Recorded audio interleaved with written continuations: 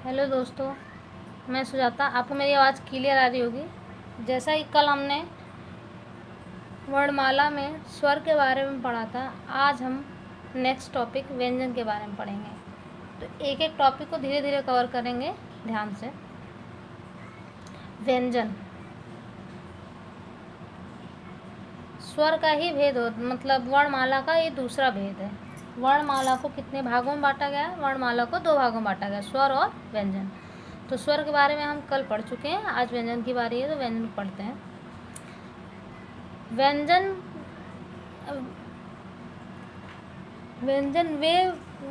वे वर्ण जिनको स्वर की सहायता से बोला जाए वो व्यंजन कहलाते हैं। स्वरों की सहायता, जिनके उच्चारण करने में स्वर कहीं ना कहीं छुपे हों। जैसे आप क बोलेंगे क, तो क में आपको छोटा अ दिखेगा, मतलब क बोलने में अ का भी उच्चारण उसके साथ होगा। यानी स्वरों की सहायता से जो वर्ण बोले जाएं वो व्यंजन कहलाते हैं।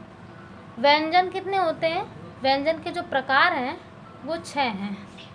कितने हैं? 6 हैं। तो हम एक एक व्यंजन के बारे में पहले पढ़ाएंगे, फिर उसको एक चार्ट के माध्यम से समझाएंगे। तो पहला जो व्यंजन है वो है स्पर्श व्यंजन। स्पर्श व्यंजन, ठीक है। स्पर्श व्यंजन वे व्यंजन जिनका उच्चारण करने में जो जिह्वा है, यानी जीभ जो है, वो आपके मुख के किसी भी भाग को टच करे या स्पर्श करे, और स्पर्श करके वो व्यंजन मुख से बाहर उच्चारित करें। तो जब हम किसी भी व्यंजन को हम बोलें और हमारी जो जिह्वा है वो मुख के अंदर किसी भी भाग को स्पर्श करती है, तो वो क्या कहलाते हैं? स्पर्श व्यंजन कहलाते हैं। स्पर्श व्यंजन टोटल 25 हैं, ठीक है। दूसरा व्यंजन है आपका अनुनासिक व्यंजन। अनुनासिक, जैसा कि इसके नाम में नासिक लिखा है ना, नासिक यानी नाक से, आप तात्पर्य समझिए कि वे व्यंजन जिनका उच्चारण करते समय नाक पर थोड़ा सा प्रेशर बने, यानी नाक पर थोड़ा सा दबाव या प्रभाव बने, वो क्या कहलाते हैं? अनुनासिक व्यंजन कहलाते हैं। अनुनासिक व्यंजन कितने होते हैं? 5 होते हैं। कितने हैं? 5। नेक्स्ट है आपका अंतस्थ व्यंजन। अंतस्थ व्यंजन यानी वह व्यंजन जिनका उच्चारण करते समय मुख जो है बहुत ज़्यादा, मतलब बड़ा ना हो, संकुचित अवस्था में हो। यानी जिनका उच्चारण करते समय मुख जो है वो संकुचित अवस्था में हो, वो अंतस्थ व्यंजन होते हैं। अंतस्थ व्यंजन कितने हैं? 4 हैं। कितने हैं? 4। अंतस्थ व्यंजन 4 हैं। नेक्स्ट आपका आता है ऊष्मीय व्यंजन, या इनको ऊष्म व्यंजन भी कहते हैं, ऊष्मीय व्यंजन भी कहते हैं। वे व्यंजन जिनका उच्चारण करते समय एक प्रकार की गर्माहट का एहसास हो या दांतों पे सरसराहट का अनुभव हो, वो क्या कहलाते हैं? ऊष्मीय व्यंजन कहलाते हैं। ऊष्मीय व्यंजन आपके 4 होते हैं। नेक्स्ट आपका है उच्छिप्त व्यंजन। उच्छिप्त व्यंजन यानी वे व्यंजन जैसे क्षिप्त है यानी छिपा हुआ, जिन व्यंजन का या वे व्यंजन जिनका उच्चारण करते समय जिह्वा उल्टी हुई नोक जो है, जीभ की जो नोक होती है, सबसे अग्रभाग जो जिह्वा का होता है, तो वे व्यंजन जिसका उच्चारण करते समय जीभ के अग्रभाग वो उलट कर तालु को स्पर्श करे, ठीक है, तालु को छू कर झटके से तुरंत हट जाए, वो क्या कहलाते हैं? उच्छिप्त व्यंजन कहलाते हैं। उच्छिप्त व्यंजन आपके 2 हैं। सबसे लास्ट है संयुक्त व्यंजन। संयुक्त व्यंजन जिन व्यंजनों के उच्चारण में अन्य व्यंजनों की सहायता लेनी पड़ती है वो संयुक्त व्यंजन कहलाते हैं, ठीक है। यानी वे व्यंजन जिनका उच्चारण करते समय हमको अन्य किसी व्यंजन की सहायता लेनी पड़ती है वो संयुक्त व्यंजन कहलाते हैं। इनकी भी संख्या कितनी है? 4 है। इनकी संख्या 4 है।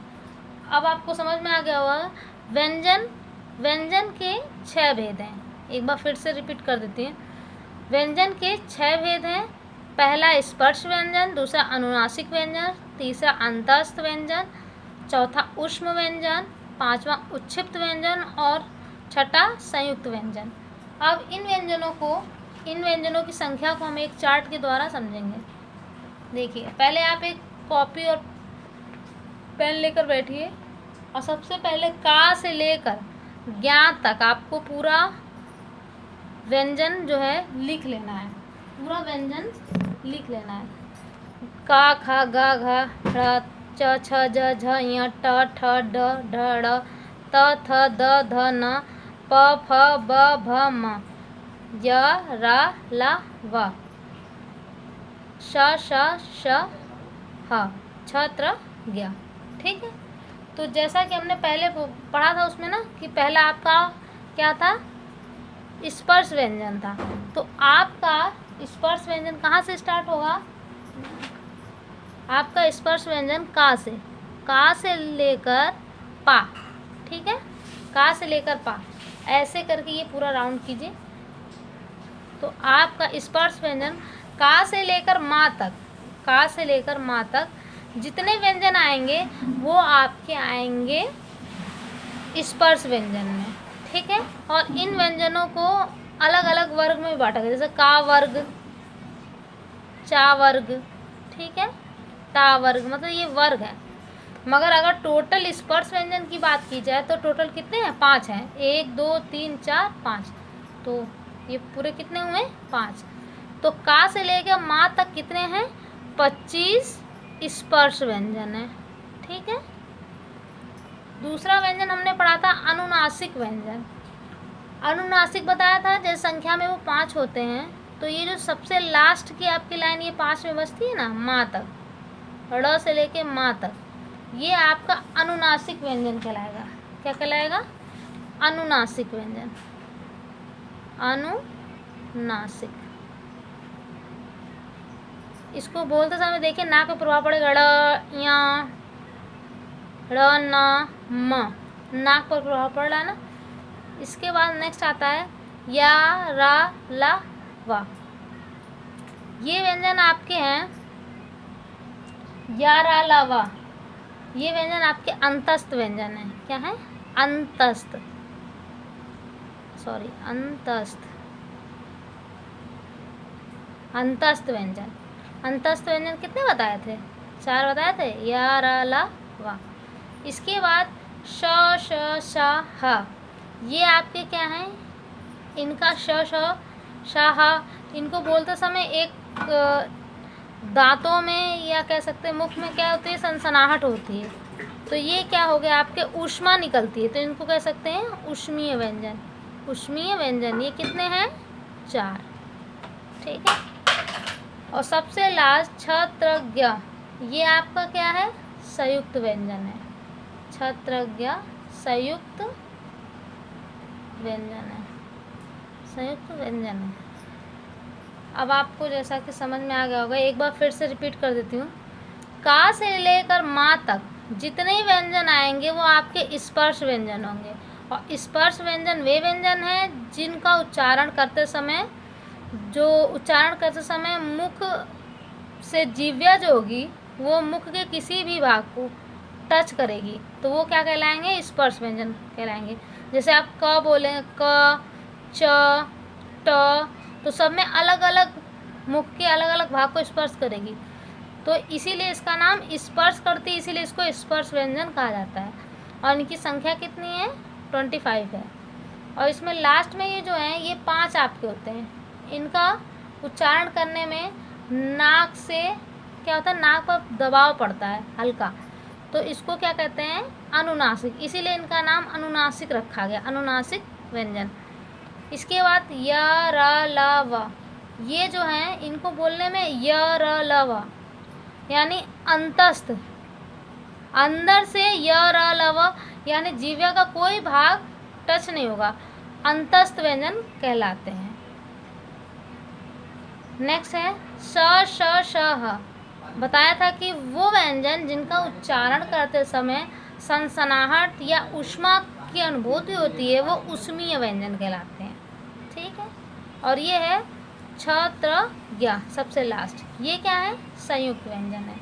तो 1 2 3 4 5